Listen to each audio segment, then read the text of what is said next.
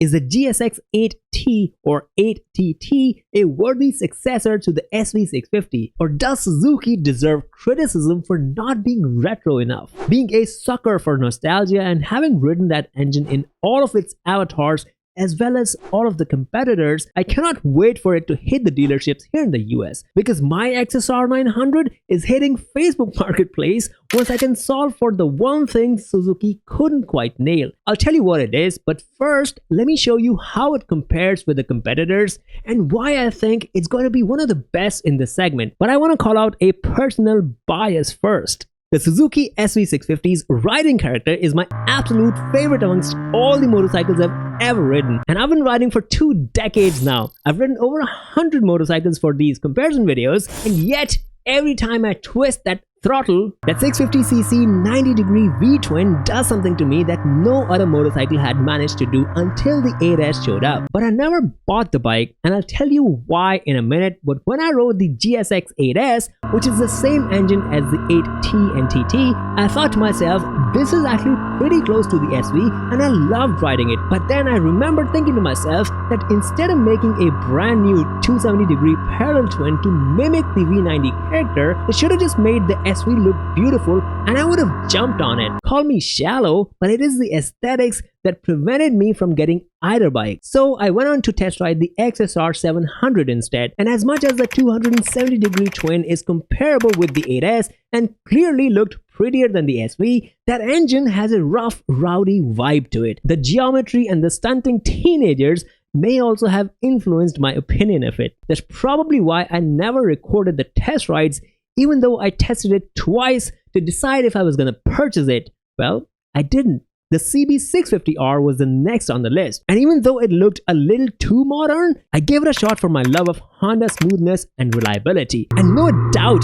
it was smoother than the twins, the exhaust note was pleasant, and I knew the acoustics potential, but it was something completely unexpected that became the obstacle. One, I had ridden that engine for about 2 years in my 2015 CBR 650F, and 2, I was riding an inline-4 Kawasaki ZX-6R at the racetrack at the time. Of all things, it was the familiarity with that platform and inline 4s that became the reason to scratch it off the list. Thankfully, Kawasaki came up with the Z650 RS that looked beautiful and reminded me of cool bikes from my childhood, so I test rode it. It's easy, light, had round clocks that I absolutely loved, but the 180-degree parallel twin engine felt, well, uninspiring for lack of a better word. And I thought about it for a moment and realized what I really wanted was a little more usable torque in mid-range, and therefore I gave the clearly modern Triumph Trident 660 a chance. And boy was it fun. I've never been as rowdy on any of my test rides as I was on that little 660.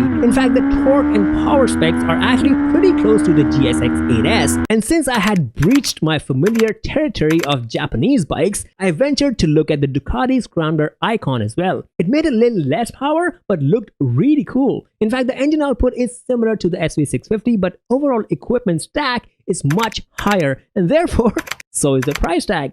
I could never get myself to shell out that kind of money for that package, but venturing into that price range did open me up to something completely alien to me. The Yamaha XSR900 that had slightly better looks than the 700, but a smoother, torquier triple-cylinder engine that I had never owned before. I did end up comparing it with full-size retros, and a lot of Japanese retro fans did not like my choice. The Z900RS was more popular among the commenters, but I had ridden a friend's Z900RS and immediately knew that I was definitely not into peaky inline 4s for everyday riding, at least not anymore. I love how it looks, especially the cafe trim, but as much as I appreciate the effort they made into tuning it for a little more mid-range, there's only so much one can do to electronically mask the inherent character of the mechanical design of an engine. In my mind, that is the landscape of comparable retro bikes, or bikes that are trying to remind us of our youth and succeeding or failing by varying degrees. But the practical question is, can it beat the competitors on comfort and ergonomics? A quick scan of the website shows that the seat height, weight, and ground clearance figures are pretty much the same as the 8S. I remember the 8S rider's triangle felt slightly sporty and the seat was okay, but I couldn't really call it comfortable for longer than a couple hours. From the promos, I can see the 8T and 8TT seem to have slightly different seat design and height, but I hope they're more comfortable than the 8S. I'll report back to you once I've ridden it later this month or whatever they meant by late summer 2025. But what we know for sure is that the XSR900 and Z900RS are a little taller than the Suzuki. It's actually the Ducati and the Z650 RS that have the lowest seat heights in the group. I'm 5'8" with a 29-inch inseam, and this is how far I could reach on the bikes. They did make the 8T tank bigger, which does look pretty cool. So a 200 plus miles range seems reasonable to me, but I'll wait for the actual bike to test that claim. However, if there's one thing I feel confident about, it's going to be the reliability. The SV650 is known for how bulletproof it is. Even the new 8S platform is holding up pretty well so far. But there's something important I want to call out here. If you only compare practicality, you could miss the most decisive aspect of what makes a motorcycle retro. In my mind, it's the philosophy of how a motorcycle manufacturer synthesizes nostalgia with modern technology. European manufacturers approach it as an art form.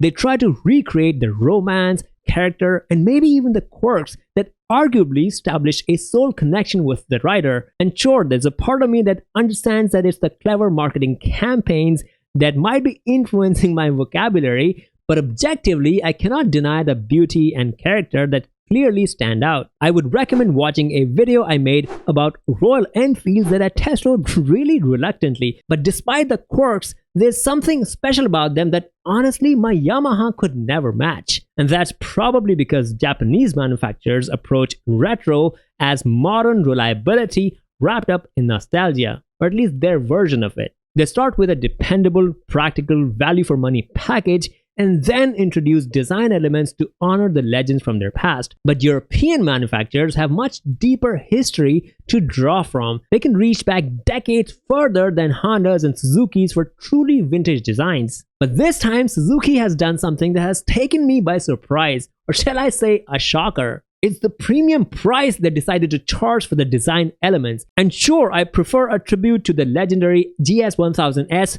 over the AI-generated robotic designs of the 8S, but close to $12,000 in the US, the 8TT not only costs significantly higher than the 8S, it rivals the prices of a Ducati now. And if it was limited to the US, I would have assumed that it's because of the tariffs, but even in Europe and Australia, it's the same story. And by the way, those of us who take power to dollar value into account, the CB650R, the XSR900 and the Z900RS make much more power and offer much more frills. I do want to call out though, Ducati and Triumph don't mention the destination charges on their website, so there's a chance that they actually cost about $600 to $1,000 more. Nevertheless, the Suzuki GSX-8TT price has thrown a wrench in my plan. Once I ride it, we'll see if my heart overrules my head and makes me go, what the heck, and whip out my wallet. Because outside of the price, it checks all the boxes for me.